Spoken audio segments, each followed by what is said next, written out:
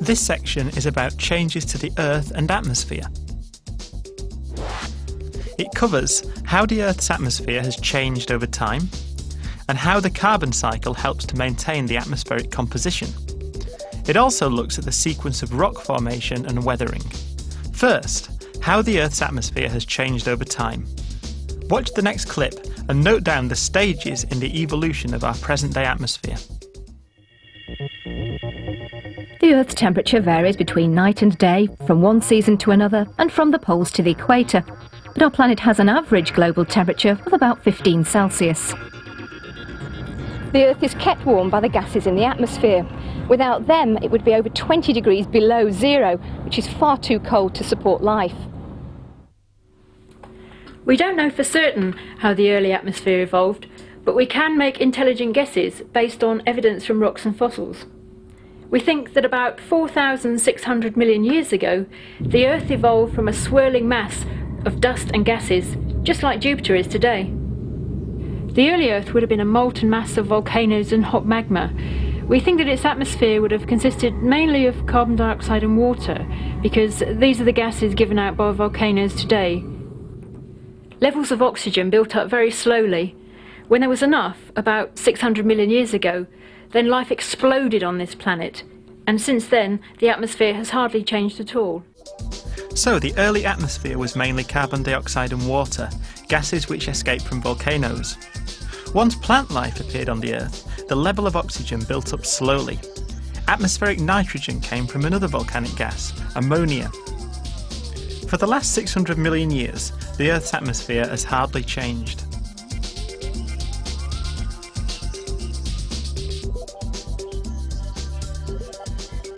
One vital function of the atmosphere is to keep the Earth at a steady temperature. Watch the next clip and see how it works, and the special term we use to describe the process. The Earth's atmosphere helps it to retain energy which arrives from the sun in the form of electromagnetic waves. Most of these waves have very short wavelengths, like the ultraviolet radiation which gives you a suntan. Some radiation is reflected back into space, but most of it is absorbed by the Earth's surface. This has a warming effect. Like any warm object, the Earth's surface radiates heat. The radiation goes back out towards space, but this time the radiation is of a longer wavelength. It's in the infrared part of the electromagnetic spectrum.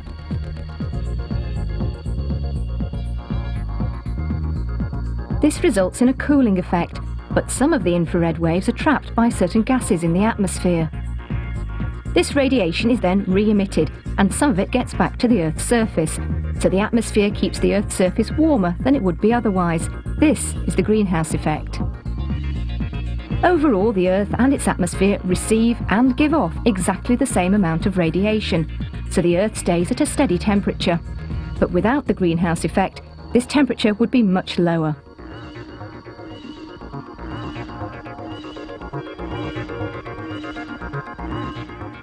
The atmosphere is 78% nitrogen and 21% oxygen. The gases that cause the greenhouse effect are contained in the remaining 1%.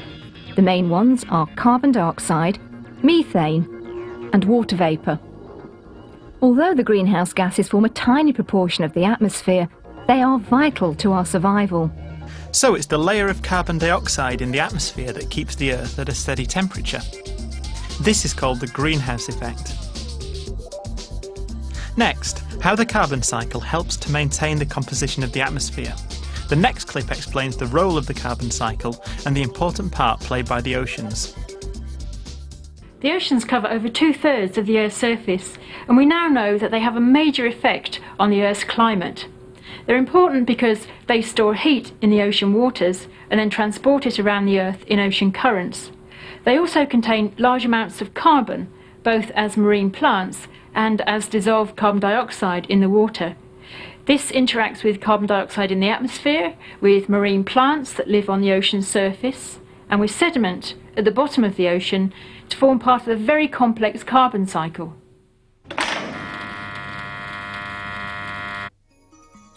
The level of carbon dioxide in the air depends on many different processes.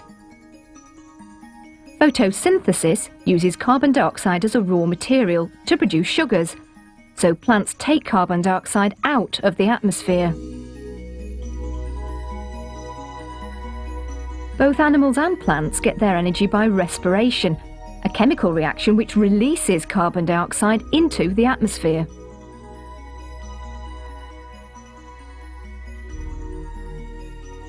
Carbon dioxide dissolves in the ocean, but this is a two-way process. When the sea gets warmer, some of the carbon dioxide comes out of solution and passes back into the atmosphere. Natural processes like these balance out, so that the tiny percentage of carbon dioxide in the air is maintained. But human activity is now increasing carbon dioxide levels. So the carbon cycle of respiration and photosynthesis among animals and plants maintains a constant level of carbon dioxide in the atmosphere. There's also concern that burning fossil fuels, like coal and petrol, is increasing the amount of carbon dioxide and causing the Earth's temperature to rise. That's global warming. Others say that global warming is just one of the many natural long-term temperature changes that have happened throughout the Earth's history.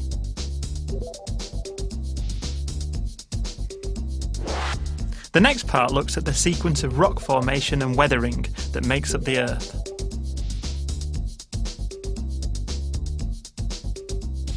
There are three types of rock you need to know about.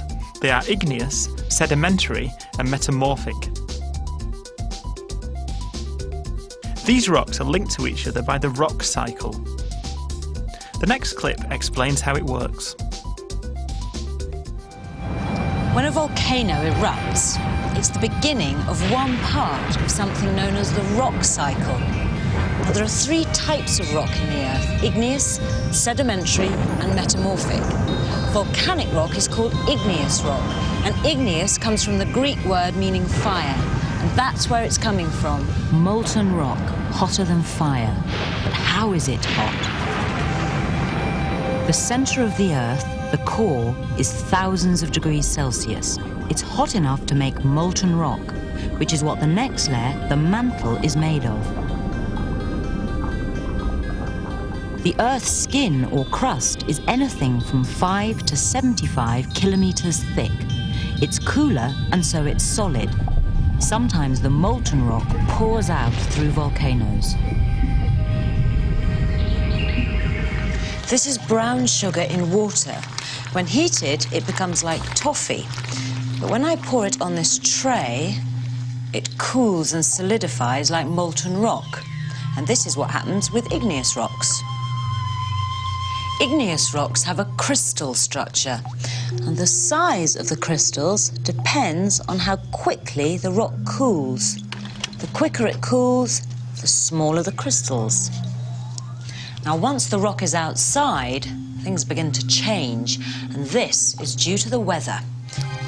Rainwater gets into the cracks and freezes. The ice expands as it forms, and the force is large enough to split the rock. Eventually, the rock has so many cracks. This has been very well weathered. Easy. But what happens to the bits of rock that break off? Over the years, bits of sedimentary rock settle on the seabed because of gravity, and the layer gets to be very thick. And the thicker the layer gets, the more pressure is exerted on the bottom of it. As the particles get squashed, the water is squeezed out, leaving deposits that cause a process called cementation, where the particles are cemented together. Over time, the squashing and cementing of the sediment forms sedimentary rock.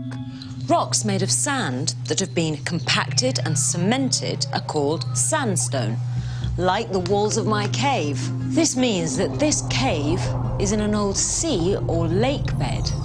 The water disappeared long ago, and the process takes millions of years. So this sandstone is 235 million years old. Washed in with the sand are shells and other organisms, and they get squashed as well to form limestone. And limestone is another sedimentary rock. This is limestone. But this is not the end of the story. After this sedimentary rock's made, the weight of the layers pushes them deep underground, where the earth can heat and squash the sedimentary rock further. Now, when it does this, the rock changes yet again, and this third type of rock is called metamorphic. Both sedimentary and metamorphic rocks can work their way to the surface and be eroded by the weather and make their own rock cycles. The other possibility is that metamorphic rock can get heated and melted down, ready to be thrown out of the earth again to make igneous rocks. So the whole thing starts again. That's why it's called a rock cycle. So, over millions of years, igneous rocks are eroded and weathered, transported and deposited to become sedimentary rocks, which under heat and pressure can become metamorphic rocks. Metamorphic rocks can either erupt back to the surface as igneous rocks, or be exposed or lifted to the surface by movements of the Earth's crust to complete the cycle. Igneous rocks are the oldest rocks on the Earth. They were first formed when the molten Earth began to cool down and solidify. Examples of igneous rocks are granite and basalt. Sedimentary rocks are younger.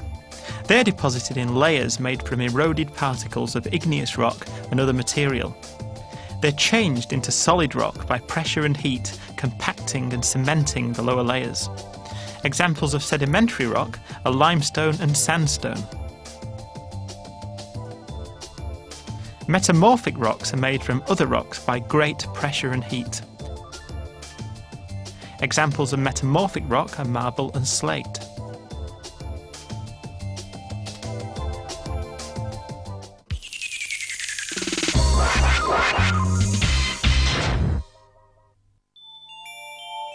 Here's a question about the rock cycle. Name the process taking place at each of the labelled stages of the rock cycle. Process A is weathering. Process B is transportation. Process C is sedimentation. Process D is cementation, where rocks are forced deep underground. Process E is where rocks erupt again or are pushed to the surface by uplift or folding.